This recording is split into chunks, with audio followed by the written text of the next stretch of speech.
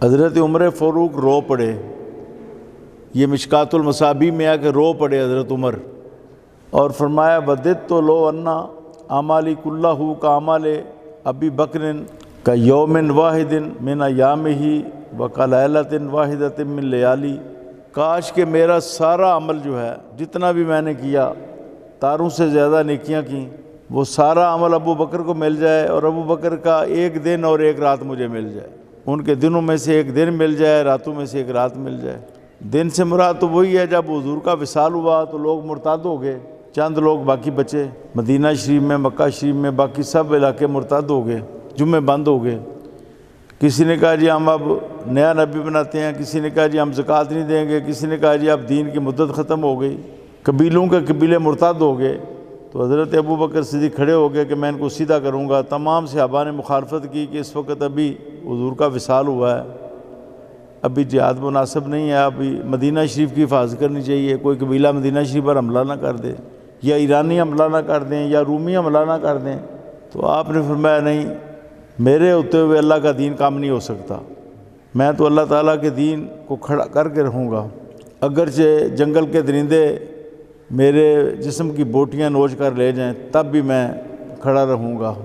جہاد پر۔ تو حضرت عمر فرماتے ہیں وہ دن مجھے مل جائے ابو بکر کا، بس وہ ایک دن جب آپ جہاد کے لیے روانہ ہوئے، ایک لشکر لے کر چھوٹا سا، پھر وہ بڑا ہو گیا، ابو بکر صدیق کو انہوں نے واپس بھیج دیا، 11 لشکر بنے، پھر چند مہینوں کے اندر اندر عرب کو سارے کو سیدھا کر دیا، بگڑے ہوئے عرب کو، اور مسلمہ کذاب کے ساتھ بہت بڑی لڑائی ہوئی، وہ جو اس زمانے کے منکرین ختم نبوت تھے۔ اور دوسرا کہتے ہیں کہ وہ ہجرت کی جو رات ہے، اس میں پھر وہ فرماتے ہیں کہ جب حضرت ابو بکر صدیق اپنے کندھوں پر سوار کر کے، وہ پہاڑ جو ہے جبل ثور 4 کلومیٹر دور ہے مکہ خانہ کعبہ سے جنوب میں، اس پر حضور کو اپنے کندھوں پر سوار کرا کے چڑھے، اور نوکیلے پتھروں کو اور خاردار جھاڑیوں کو رونتے ہوئے اوپر پہنچے۔ غار ہے، بہت تنگ ہے، تندور کی طرح اس کا منہ ہے، لیٹ کر اس میں داخل ہوتے ہیں، جس طرح سانپ چلتا ہے اس طرح لیٹ کے اندر داخل ہونا پڑتا ہے۔ تو صدیق اکبر عرض کرتے ہیں حضور مجھے پہلے جانے کی اجازت دیں، ان کانا شیئن، اگر کوئی چیز ہو تو اصابنی، مجھے وہ تکلیف پہنچائے، آپ کو تکلیف نہ پہنچے۔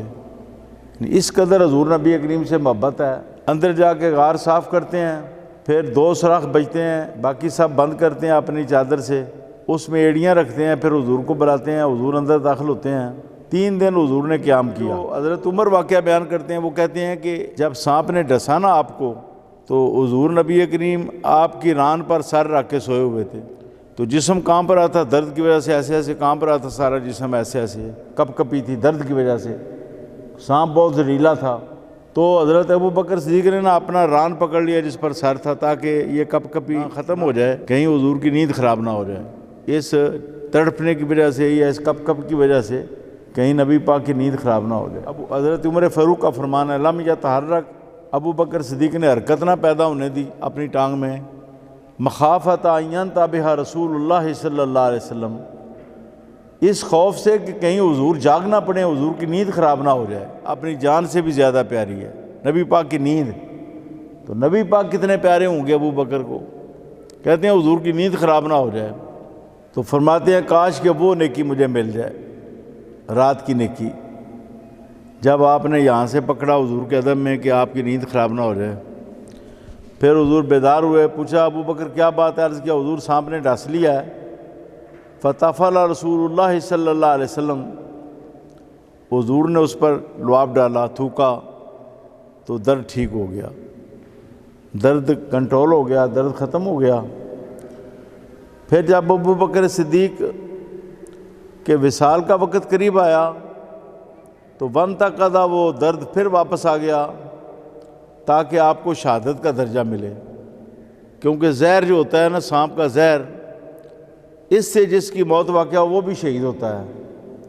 سانپ جس کو ڈس جائے اور اس کی موت واقع ہو جائے وہ بھی شہید ہوتا ہے۔ تو پھر وہ درد واپس عود کر آیا،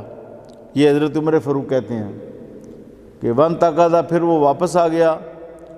اور وہ آپ کی موت کا وکانا سبب موت ہی، وہ آپ کی موت کا سبب بنا، اور آپ کا وصال ہوا، اور آپ کو اللہ تعالیٰ نے شہادت حکمیہ عطا فرمائیے۔ جو زہر کی موت ہوتی ہے یہ بھی شہادت ہوتی ہے، جیسے حضرت امام حسن کو زہر دیا گیا تو آپ کو بھی شہید کہا جاتا ہے اس وجہ سے کہ آپ کو زہر دیا گیا۔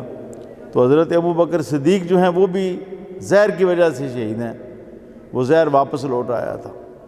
اس موقع پر حدیثوں میں آیا کہ حضور نے دعا کی، اللہم اجعل ابا بکر معی فی درجتی فی الجنہ، اے اللہ ابو بکر صدیق کتنی بڑی قربانی دے رہا ہے، گھر چھوڑ کے آ گیا ہے، برادری چھوڑ کے آ گیا ہے، کاروبار چھوڑ کے آ گیا ہے، ابو بکر جو ہے اتنے خطرات مول لے کے آ گیا میرے ساتھ ہجرت میں، یہ میرا معتمد ساتھی ہے، جنت میں بھی یا اللہ اس کو میرے درجے میں اس کا درجہ بنا دے، جہاں پر میرا محل ہو، یعنی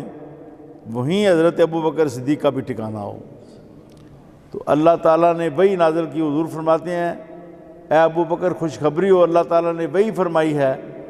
کہ اللہ تعالیٰ نے میری دعا قبول کر لی ہے، ابو بکر کے بارے میں جو میں نے دعا کی اللہ نے اس کو قبول کر لیا ہے۔ انہو قد استجاب لک، اللہ تعالیٰ نے اے پیارے حبیب آپ کی دعا قبول کر لی ابو بکر کے بارے میں۔